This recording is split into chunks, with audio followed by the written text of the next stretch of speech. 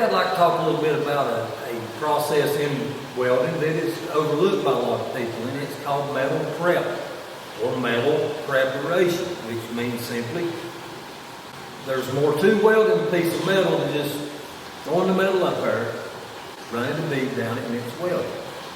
Well, metal is subject to a lot of contamination.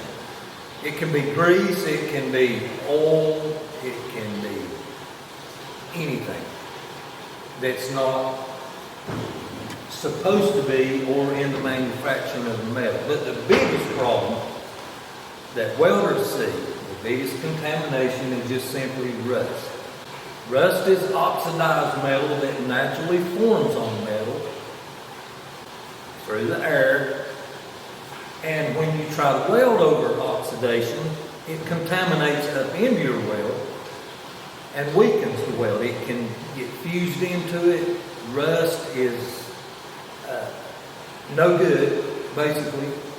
So we have to remove it, and that's what I'm going to talk about a little bit today. Removing the rust or any contaminant as far as that goes, and the tools that you can use to do that depending on what the problem may be.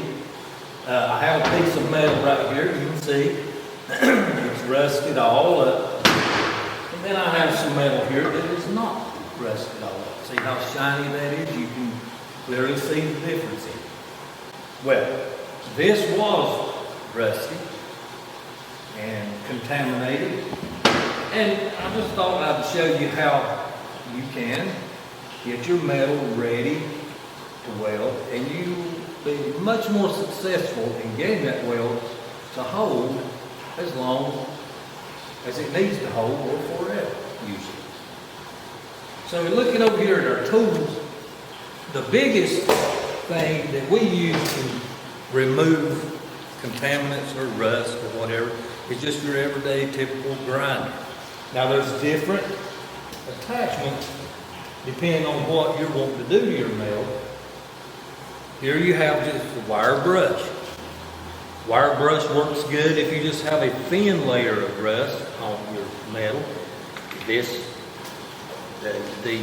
grinder, it just has threads on it, these type do, and you just screw that right on there. You have got the locking trigger here, you got to lock your spindle, put it on there, hand tight. Now here's the thing, if you over tighten this, if the tool is turning to the right, then the threads are going to the left, so it's always tightening itself. So that wheel or grinding disc, whatever you've got on there, cannot come off. So that's our first thing that we use to take rust off. Our next most aggressive tool or attachment is known as a floppy disk, or that is simply sandpaper disc. And it takes a thinner layer off and polishes it really slick. That would go on there just like so. I would hand tighten it, and I'm good to go to work with that.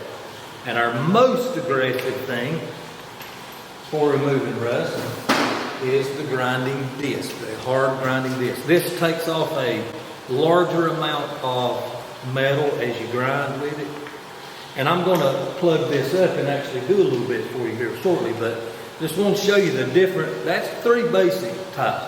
And these discs, some of them, these grinding discs, you can get them that are really hard and they take a large amount off, or they're a little bit softer and they grind away quicker as you use it. So,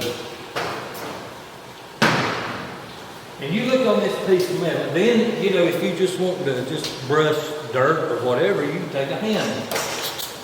See, you see how it's starting, but it's not getting rid of it.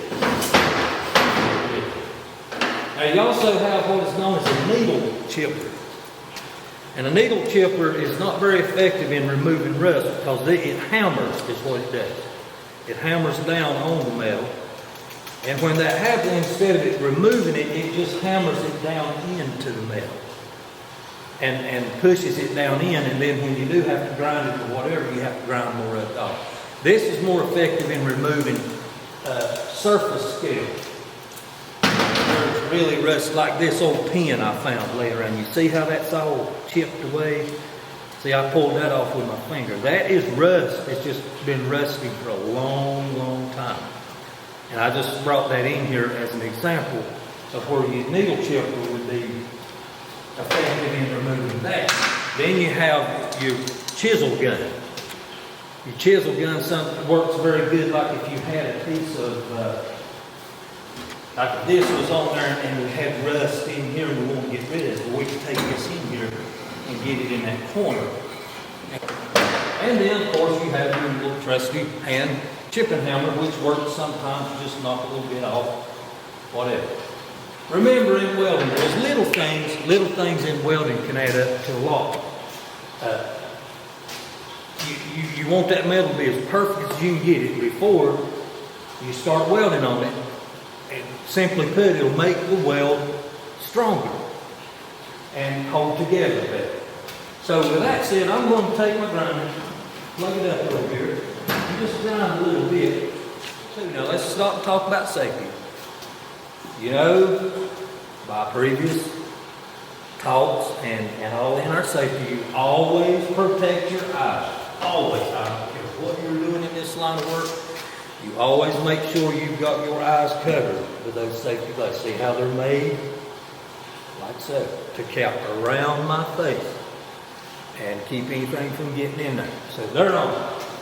Next thing's your hands. Make sure you got gloves on. You don't want something to come around and take a chunk out of it. So, with that said, here we go. I'm going to start out on the right side of this piece of plate. That's all that wire brush is going to do. Now I can take the rest of the evening and keep on going until this wire brush is wore out, but it's not going to take no more than that off. And that is slick. I mean, if I rub my hand over that, I mean, it is slick as it can be. But by looking at it, I can tell that there's still, the rust is deeper into this plate, so that wire brush is not going to be effective in getting all that rust off of it. So let's take it off. Let's see what our floppy disk does to it now. Okay, now look at the difference in that. I mean, it's clear to see. At this point, this is a wire brush. See, here's what it started out looking like. The floppy disk gives me shiny metal. I'm going to change it out and go about from here over with the grinding disc and show you what it will do.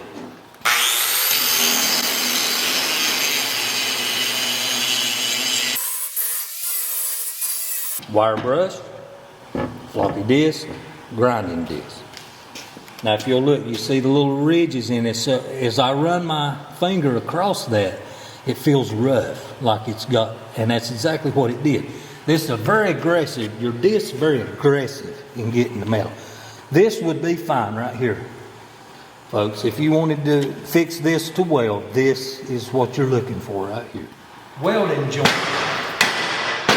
that we use, and most of your jobs, you're going to have one of four of these. It's what's called a lap joint, where one piece of metal laps over the other, and you weld here and here. Then you have a T-joint, you're right, where it goes into a T. You weld here, here, and all the way around. Called a butt joint, where you butt them up together and weld right here. Then you have a corner joint. Now, a corner joint we use a lot, because if I do this, you see I can only weld right there. But if I cut my pieces and I put them together in a corner joint, look at all that weld that can go in there and make a very, very strong joint. And that's your four basic welding joints. Lap, T, corner, and edge joint. Lap, T, corner, and edge. That's edge. That's lap, T, and corner. Now, see, when you're And a lot of people, and I've seen people do it, they get in the way, won't get something welded, so they just go to get them welded. You try to chip the slag off of it, and you look, and it's got little what are called pinholes in it. Well, rust is ruined metal. It's ruined metal. So if it gets in there, I can't express that enough. If it gets in that weld, it is going to weaken it and contaminate it. So that is the basic run through of metal preparation. Get you set up to start welding on metal to where, like I said, it'll stay forever. Well, thank you folks, and see you later. Metal prep or metal preparation. That's fine. Contamination. Contaminants.